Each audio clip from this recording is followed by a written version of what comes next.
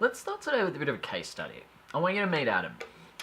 Adam's 33. He's almost entirely sedentary. He doesn't do any physical activity, but he doesn't have any health problems. In fact, he kind of thinks that exercise is for fatties. It's what his mum does when she's doing her aqua aerobics. He and all the people that he works with agree that work is number one because he's working in banking, 100 hours a week at the office. So he's got no time for exercise.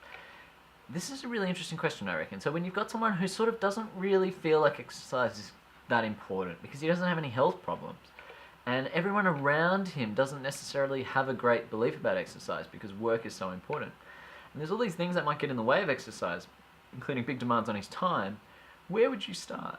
What would you try to do to help someone like Adam get into exercise? I want you to take a minute to think about what you would do to help Adam.